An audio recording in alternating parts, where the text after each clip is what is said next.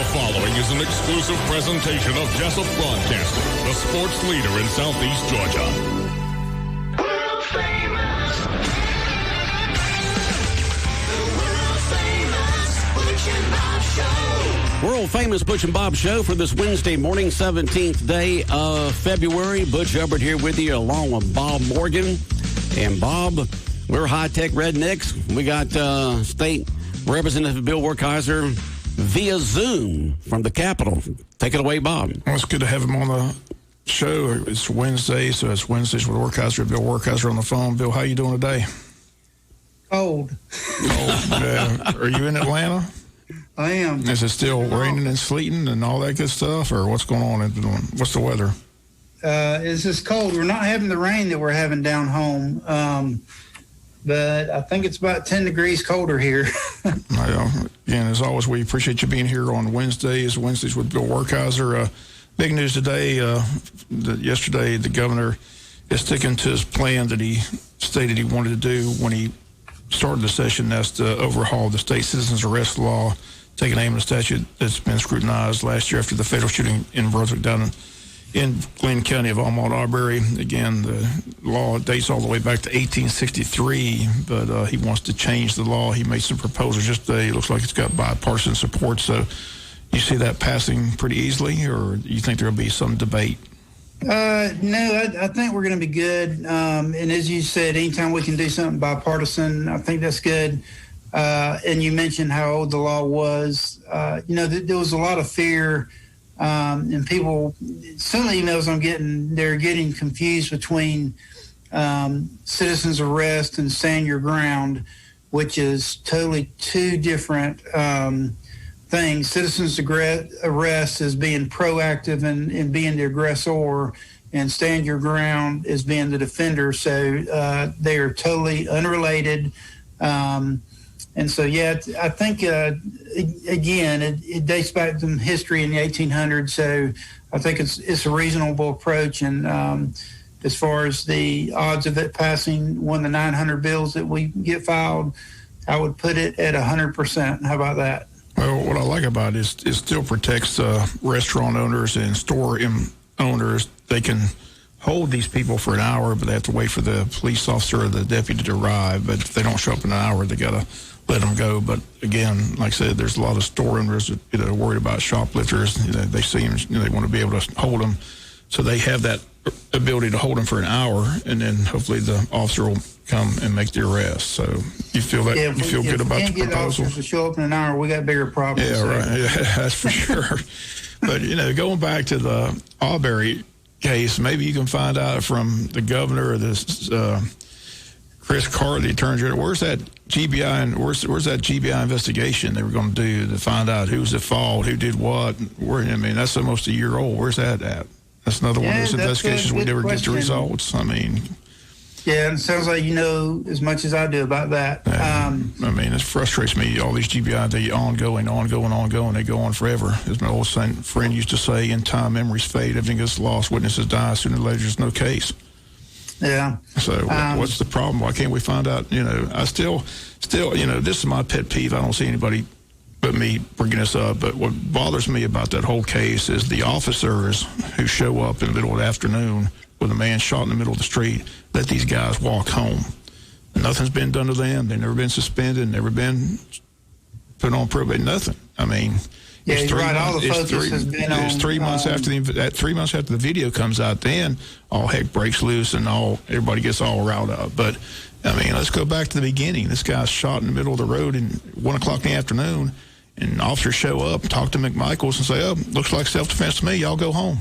Yeah. Because they knew him. Nothing's ever been done about that. That's just... Yeah. That's flabbergasting to me. One of those individuals charged with someone who actually worked in those departments. So, it's, I hear your frustration. And Jackie got crucified, but she recused it to the next attorney. The next prosecutor is the one that said it was self-defense. Let him, he's the one that ruled self-defense. Nothing's been done about that either. So he's been let go scot-free. Nothing's happened to him. So I don't know. It's just interesting. I just like to know where that investigation is. It's ongoing, as they say, but sooner or later it's got to be completed. somebody's going to be held accountable, I would think. Yeah, I agree. What else is going on? The good news is the COVID seems to be, like I said, the fear was when the session began, like last year, they'd have to shut it down. But so far, so good. I talked to Blake yesterday. He said the numbers are pretty low up there among the people walking the halls, the legislators. So, knock on wood, it seems like it's going pretty good. Yeah, and the numbers have been incredible. Now, and again, the House and Senate operate a little differently, neither good or bad. It's just, the Senate releases numbers, and, Blake told you yesterday they had 0 cases. Of course, we've got, 3 times as many House members, but still almost close to 0. We had a member out last week. She was already back. I had an intern here. The Georgia Tech surveillance testing has been incredible.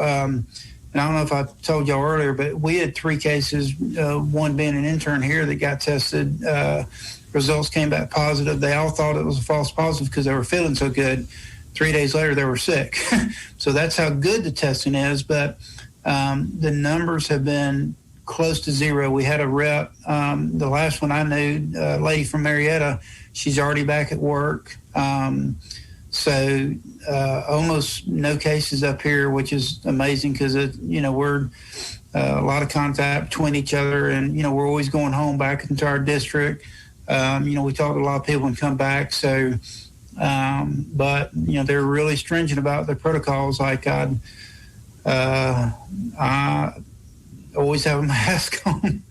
And so they're pretty strict about protocols. I'm curious. Now, you and Blake and Stephen have commended, that program from Georgia Tech on that testing and how effective it is. Do you see that expanding anywhere else? Is anybody else picking that up? It's interesting because, how rigorous the federal government and how slow they can be to adopt something, which, their Operation Warp Speed. I don't know that. You know what?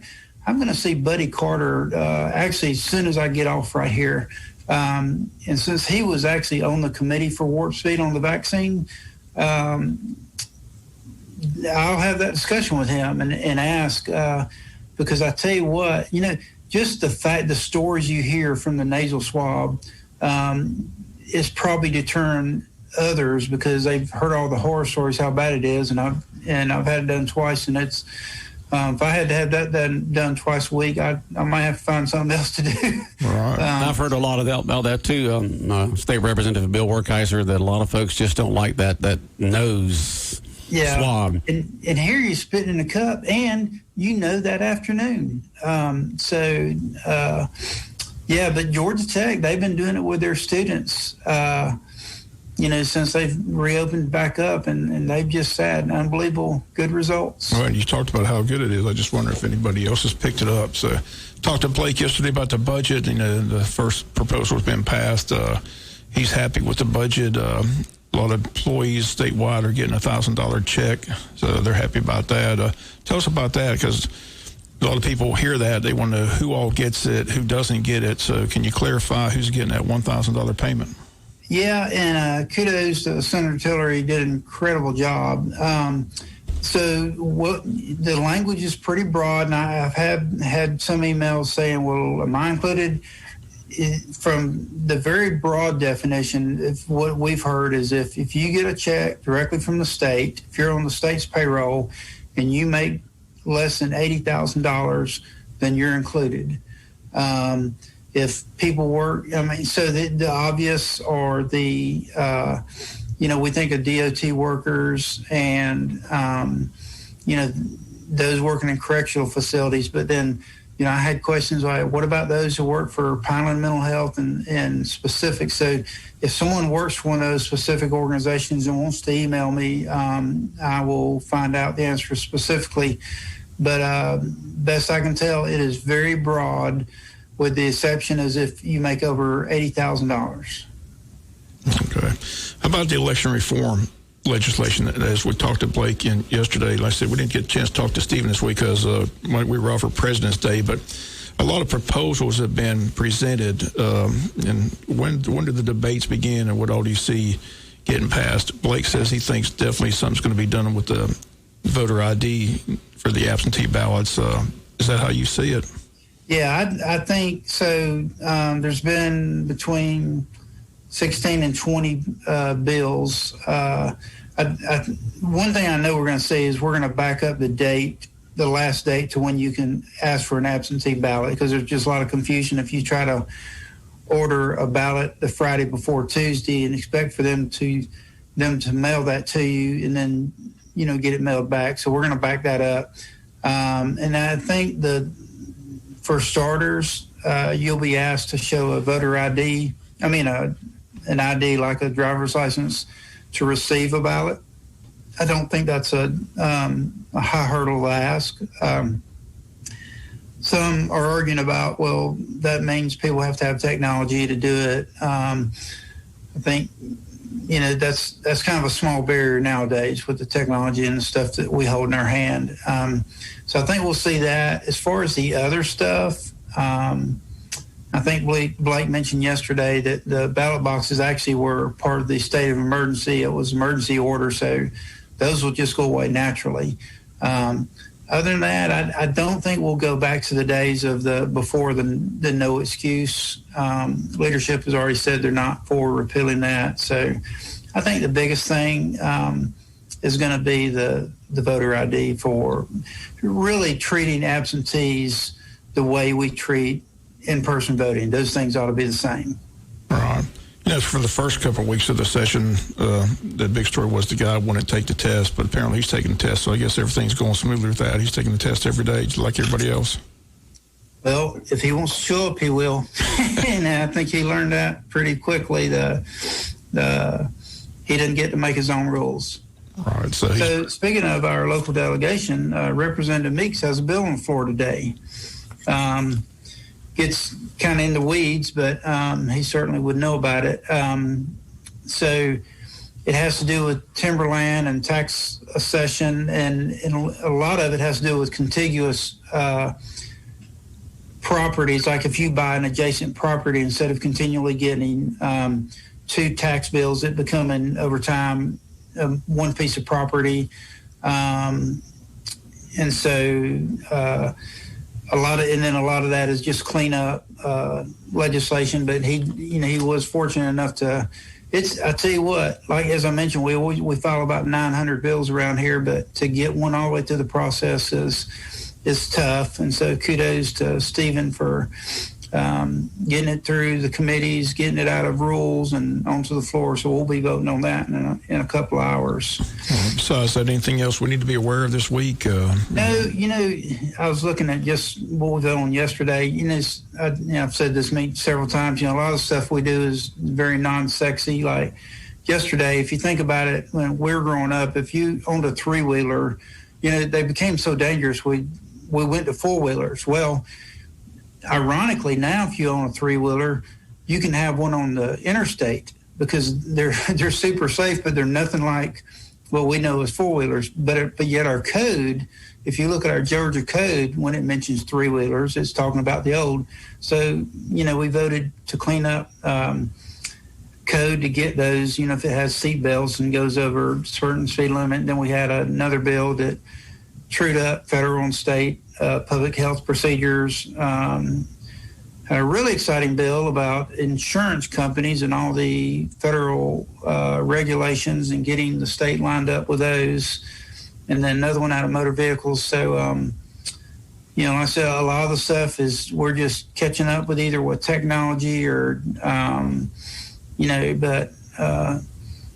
so, after the budget and, fighting about casinos and stuff like that, the reality is we're going to pass about 100 bills, and probably half of those are going to be code revision and just truing up a lot of time. Like I've got one of the bills I'm carrying is a Georgia Department of Labor bill because I usually carry those bills. And it's just a lot of legal jargon getting us in line with federal code. So don't know that there's much excitement this week.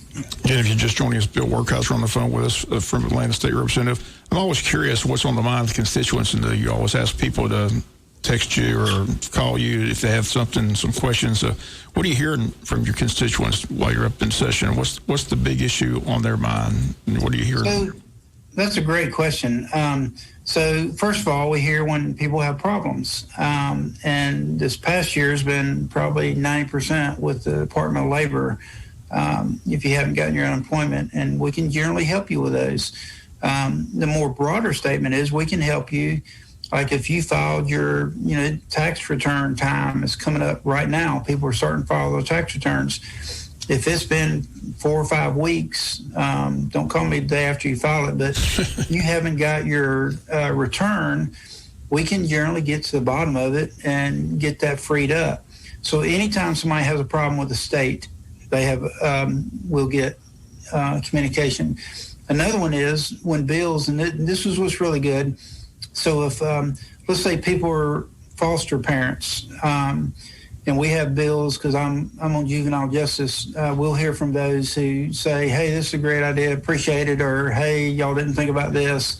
And so we really do depend on constituents back home. And then the other thing is, like with businesses, I'm thinking of a specific instance, like if we're doing a bill that has to do with nursing homes or long-term care facilities, which those have been in the news a lot lately. And so sometimes legislators will overreact and try to fix maybe what was one bad story. And so we'll hear from those back home and say, hey, we need to, did y'all think about this? And so that's really what's good about the state level is that we do want to hear from you. We're accessible, and we really depend on y'all. I was a business owner for 30 years, and so I'm not an expert on healthcare and education and utilities, and so we really do depend on folks that as legislation's going along to hear from the folks back home. And again, as we mentioned, you're always accessible. So the best way to get in touch with Bill Werkheiser is? Email bill@werkheiser.com. Phone is fine. It's hard sometimes to get back during the days while we're up in session, but we will get back to you. It may take a day or so. Just like I was looking at my schedule this morning, I'm running wide open until got a little break around 2 o'clock this afternoon. Like I said, just like today, I've got going to run down and meet with our U.S. Congressman Buddy Carter, and then just got several meetings with our House Republicans meet, and then one of the things that we do that's interesting is that Stephen Meeks is involved with this morning in 10 minutes from now. So the House Republicans get together, and we get all those who are presenting bills on the floor. So Stephen will be one of them, and he'll come before us and explain his bill in more detail than what we'll probably hear. And if people log in and see in the chamber, he'll explain the bill in about 30 seconds to a minute. Well, he'll explain to us in a little bit more detail in a more casual setting, and then we'll fire questions at him. And then he'll answer those so that we feel very comfortable with the bill. And so that's why a lot of times, if you were to watch our session, it just seems like we're just voting yes all day. And it's very rare that something doesn't pass. And that's because the process is so rigorous that if it's not a good bill, we're not going to waste time voting down a bill. Now, do we ever vote down a bill? Yes. But I bet you it's been less than 10 in the 7 years I've been here. And that's because and you want it to be that way. The process is just so rigorous to get it out of subcommittee, committee, rules, and and that's just on the House side. Then you got to start all over again and do it on the Senate side. And so, and you want it to be that way. You don't want to be able to change the laws of our land, willy-nilly. So, so Stephen will get to participate in that before he presents the bill. Since we got a couple minutes, I'll tell you the 3 bills I'm working on, because that Senator Tillery It's been buried in the budget. And he presented last week. Stevens presented today. I'm working on 3 bills. I mentioned I'm carrying the Georgia Department of Labor annual update bill.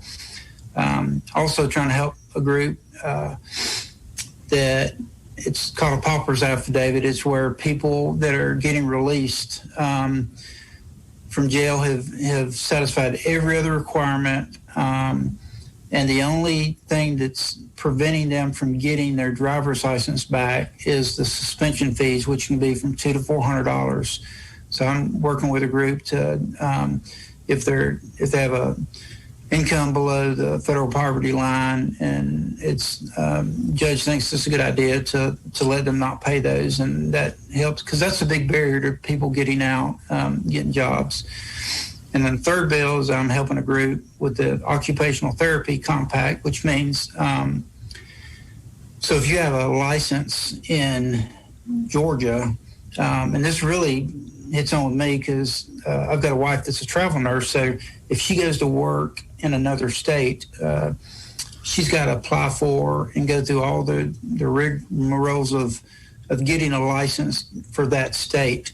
Well, so what's happened is we're trying to put 11 states together now, and it'll grow after that, where they have similar requirements, but you're not having to renew your license for every single state you go to. And this is really important during like a pandemic like we are now, where you can cross states and go help other states. And then it's also a big deal for our military folks who their spouse may be in the Army and they come here. And so the spouse is an occupational therapist or a nurse or one of the other occupations, that they're able to find gainful employment right away. So that's another bill I'm carrying. Bill, someone just texted in. They didn't hear your email address. They wanted to know how to get a hold of you. Yeah, it's really easy. It's my first name at my last name. So it's Bill at Werkheiser.com. Okay. Well, Bill, stay safe, stay warm. Tell Congressman Carter we said hello, and I will. Have a good day up there in Atlanta. And we look forward to talking to you next Wednesday. We appreciate you being here on Wednesdays with Werkheiser. All right. Well, thank y'all very much. Y'all have a good one. Take care, Bill. All right, State Representative Bill Werkheiser here on Big Dog Country Radio, WIFO 105.5 FM in Jessup, world-famous Butch and Bob Show for this Wednesday morning. And so, Congressman up there in Atlanta under the dome there, Bob. Yeah. What I mentioned and remind everybody, again, I hadn't had this on the news the last couple of days. We had it last week. The Kiwanis Club's Pancake Supper is tomorrow. Again, that's from 5 to 7 at Epworth Methodist Church. And again, it's $6 per plate or 2 plates for $10. Plate pickup tomorrow between 5 and 7 at Epworth, located at 675 South 3rd Street in Jessup. So if you need a ticket before the event, see Marley Hall at City Hall here in Jessup. But that's tomorrow, February 18th, the Kiwanis Club's annual pancake supper. Big old pancake supper tomorrow night, huh? Yep, always good. I like pancakes. You like pancakes? Oh, I love pancakes. But see, I like the cane syrup on there. You know, most restaurants you go to have the Yankee syrup, the maple syrup. I like the good Southern cane syrup. If you go to Hog and Bone, they got cane syrup. Yeah. So, well, that's Southern. And so, but, you know, some of these chains. They give you your option there. So. Yeah, some of these chains, that's all they have, you know. But it's good that you get the option because some people like maple, some people like the cane, but I like the cane. I just like fluffy pancakes. You like fluffy pancakes? You like blueberries inside of them? Yeah. Yeah, blueberry. That's always good. Yeah, too. Blueberries are good inside pancakes. Put strawberries on top or banana, something, I remember years ago when the Kiwi restaurant was opened up, they had a special night where all you can eat pancakes. Okay, so I go over there and order pancakes, and I order like 4. And the waitress said, "Well, you may just want to go ahead and get 2 first, Butch, okay? Because these were big pancakes. Now, pancakes are like sponges. When they go in your belly, they just soak up and fill you up. So after those 2 big pancakes, I was stuffed. Stuffed. Because they weren't those little patty things, little hockey puck things. They were big old pancakes. And so, but they were good. They were good. Cracker Barrel's got great pancakes, too. They do? Yeah. Love them Cracker Barrel pancakes there, Bob. Love them. Yeah. They got cane syrup? Yeah. Good. All right. right, what's going on sports-wise? I know that we're supposed to have a baseball game Friday. Friday, hopefully. It's looking iffy right now, 70% chance. I'm not sure if it's going to be moved out by late afternoon or not. It's cold. There's middle school games yesterday when that sun goes down. It's cold. It's cold. But imagine it's cold playing soccer, too. So Yeah. they have long pants. I guess they'd have long pants. Yeah, most of the time they don't. But they're moving around quite a bit out there. Yeah, so... but you can have them, but most of the time they don't. I just know it's cold. You just know it's cold, huh? Yeah, ready for warm weather. All the recreation teams, are they out there practicing right now for baseball and softball and all that other stuff? All the registration was done Saturday, was the last day to register. Okay, so they just got to register. Now they got to select the teams and then get out there and start practicing for this season. Right. Yeah. Season's right around the corner, I'm sure. Don't have an open date yet, but I can get that from Spec. Yeah. Saw him yesterday, but I didn't think to mention it. But he was out there watching the middle school baseball as well. So okay. And you said that we're going to have the Wayne County High School wrestlers that are going into state on tomorrow morning? They already competed at state. They competed at state? Yeah. Two finished in 5th in the state, one finished 12th in the state. But the wrestling coach and there was wrestlers, the 5 that went up to state, will be on hand tomorrow for the talk about their successful trip to Macon. Okay, so we'll talk about them being up there and what it was like to be in the state tournament. All right. On the show, the world-famous Butch and Bob Show tomorrow morning. It's only been in existence a couple of years, and like I said, already making noise statewide, so that's pretty good. So kind of like the competition cheer, finished top 10 in the state. Yeah, that's good. Region championship. Region champs, undefeated, and then went to state and finished the big story in sports is the region basketball tournament underway today up in Warner Robins. Wishing those teams the best of luck. I'm sure they left early this morning because the girls play at 3:30. Boys play tonight at 8:30. Boys play veterans. Girls play coffee. With the win, they'll play Friday for the region championship. With the loss, they'll play for seeds 3 and 4 on Friday. But they're both in the state tournament. We're hoping they can win today because if they win today, they'll be a 1 or 2 seed. And they'll definitely host the first round of the state tournament here in Jessup. So that's the goal, to win today, win the region championship on Friday, get ready for state next week. So wishing the best luck with the boys. Again, got a tough task. That veterans basketball team's awfully talented. Yeah, they are. So no matter what, they're in the state tournament. It's just a matter of whether they're going to host or be on the road in the first round. Just playing for seeding this week. Right. 1 through 4. So, like I said, the boys did a good job getting into the tournament because they had to play that play-in game Monday over in Waycross. And do we know what region we're going to be playing, no matter what? I'm sure it's the same, it's the same region we flip over with that Jones County one. Run all that stuff. So, all right. It's similar to football. It's the same. Same setup, same setup. We'll get the bracket as soon as it's completed. It'll be completed this weekend. Okay. And have the first round matchups, where we'll be, who we play, what time, all that good stuff Monday. We wish the girls and boys Wayne County High School varsity basketball teams the best in the region tournament tonight. The girls in are hot. They won 5 of their last 6 games of the season, so they can beat Coffee. I think they split with Coffee during the regular season, but that's who they got. Coffee seeded 3, Wayne seeded 4 into the tournament, but hopefully they can knock them off and play for that region title Friday night. Okay. All right.